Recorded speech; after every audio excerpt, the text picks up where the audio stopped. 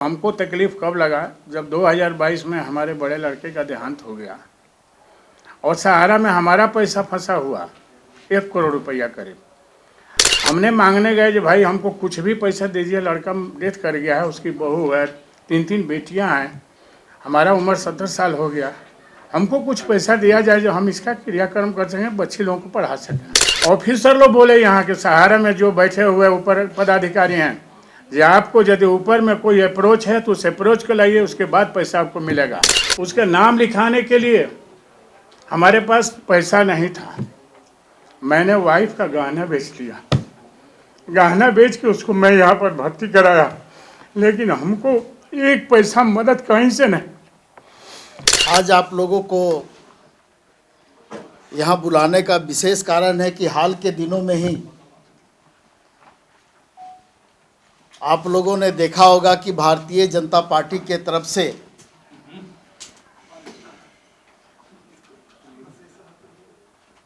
एक ऐड अखबारों में छपा था जिसमें लिखा हुआ था कि सहारा के अंदर में जो निवेशक हैं, जो निवेश किए हैं, जो भुक्तभोगी हैं, उनके पैसे का भुगतान जल्द से जल्द कराया जाएगा। ये भारतीय जनता पार्टी के द्वारा ये इश्तिहार जारी किया गया था। साथियों, आप लोग सुब्रत राय से भी भली भांति अवगत होंगे, जिनको कि सहारा श्री के नाम से ये देश जानता है। और आज स्थिति ऐसी है कि जिस भारतीय जनता पार्टी के द्वारा ये एडवर्टीजमेंट जारी किया गया और आज जो देश के गृह मंत्री हैं अमित शाह जी,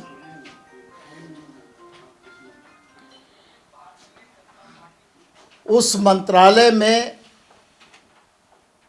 या यूं कहें कि उस विभाग का मंत्री स्वयं अमित शाह जी हैं, जिसे सहकारिता विभाग हम लोग कहते हैं। सहकारिता मंत्री के रूप में भी हम लोग अमित शाह जी को जानते हैं। और ये पूरा मामला जो घोटाले का है वो उस विभाग से जुड़ा हुआ है। और आज इस बात को हम लोगों ने इसलिए आपके सामने रखने का काम किया है कि हमारे झारखंड में लगभग 1.5 करोड़ लोग इस सहारा के घोटाले के शिकार हुए हैं। और यहाँ के उन 1.5 करोड़ लोगों का लगभग 20,000 करोड़ रुपया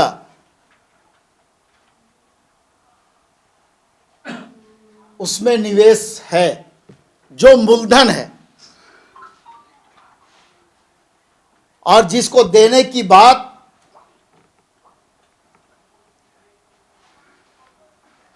भारतीय जनता पार्टी कर रही है।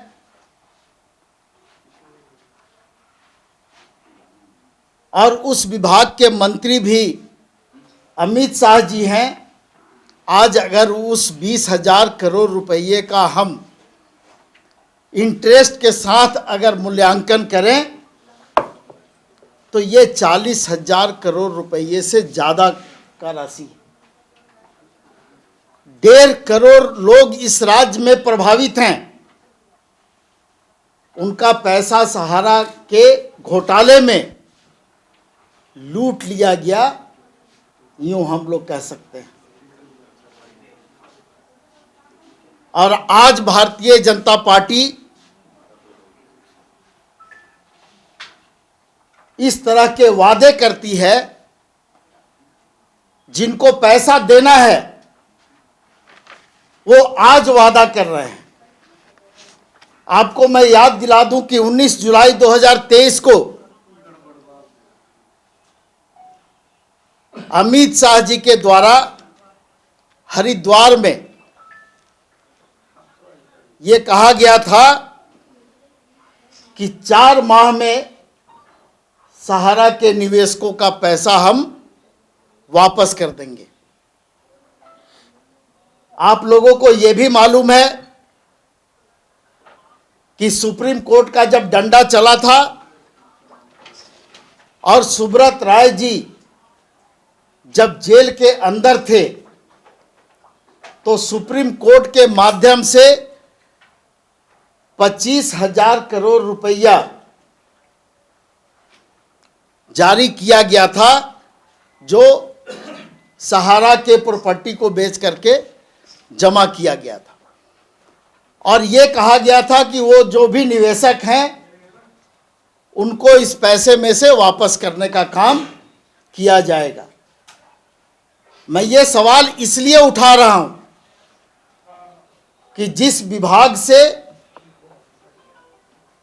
ये संबंधित मामला है उस विभाग के मंत्री अमित शाह जी हैं, और आज तक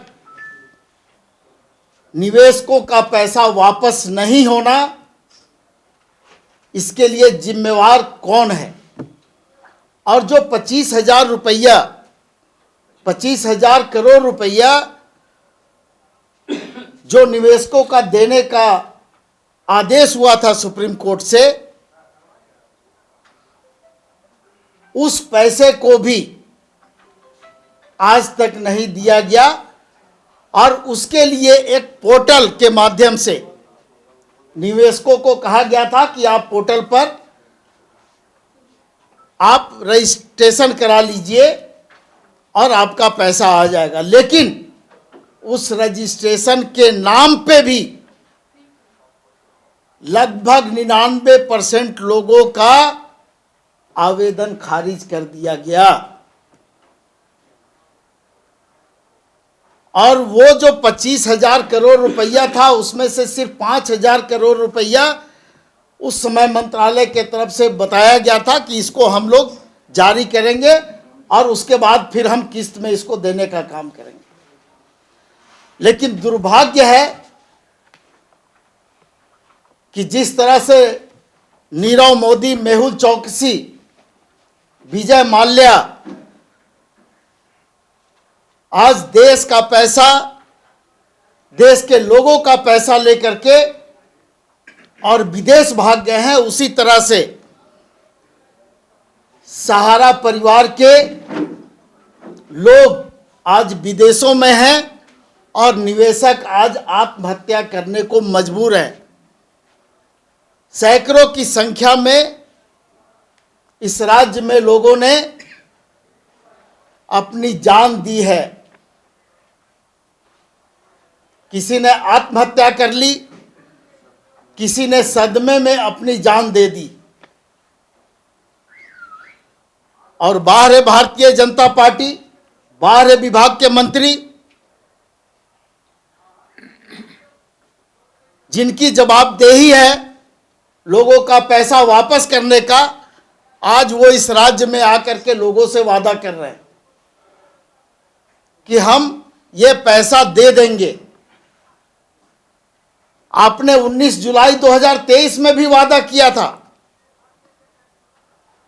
तो फिर से एक बार इस राज्य में जुमलों की बरसात हो रही है। और ये जुमलेबाज लोग हैं। गरीबों के पैसे को किस तरह से डकर लिया जाए, किस तरह से हड़प लिया जाए, ये इनसे बेहतर कोई नहीं जानता है।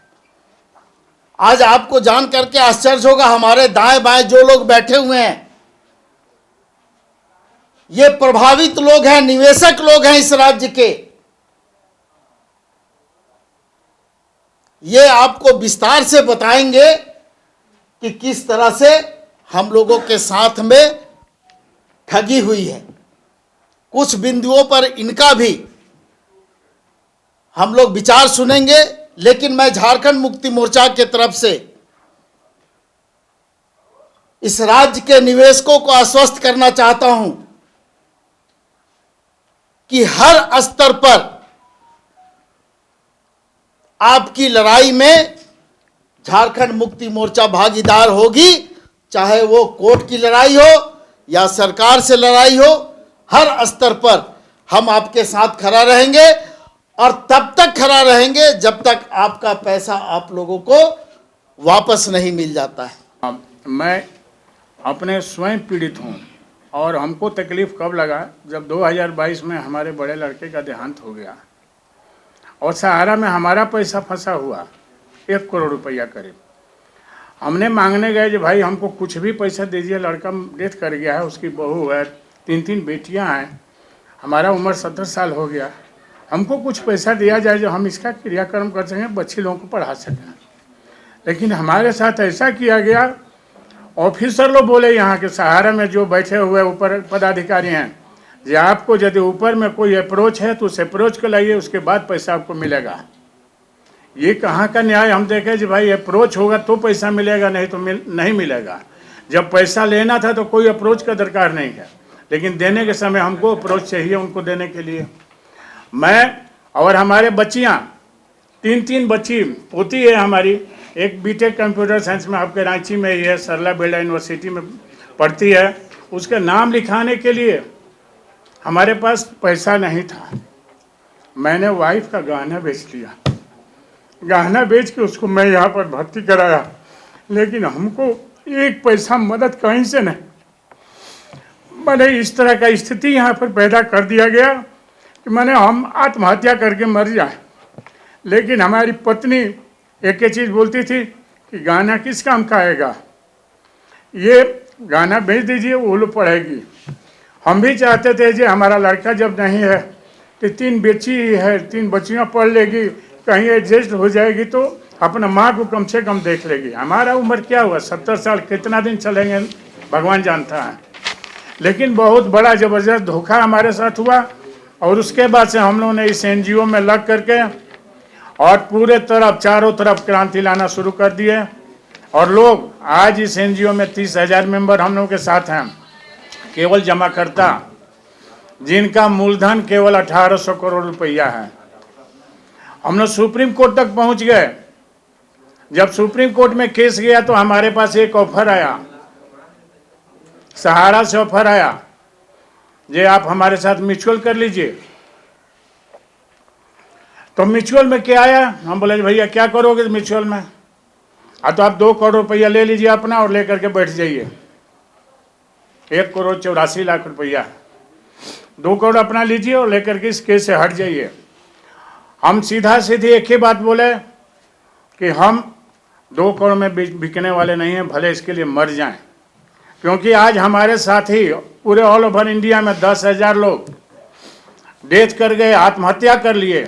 हमारे साथ काम करने वाला एक लड़का को चिरकुंडा में, चिरकुंडा का नाम आप लोग सुने होंगे, निरसा के बाद चिरकुंडा है, उसको पंचित की पहाड़ी पर ले जाके बोटी बोटी काट दिया गया था।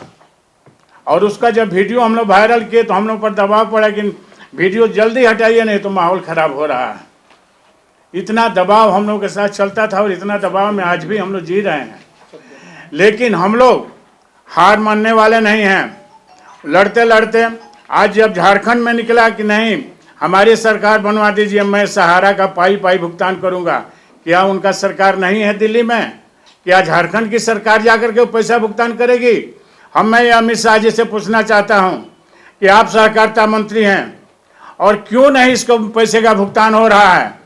हम लोग वहाँ से करके हमारे जो MLA थे वहाँ पर, भूतपूर्व MLA अरूप चटर्जी जी, जो कि अभी माले में मिले हैं और नहीं ठीक है, और हम उनको समर्थन किए, वहाँ पर समर्थन किए।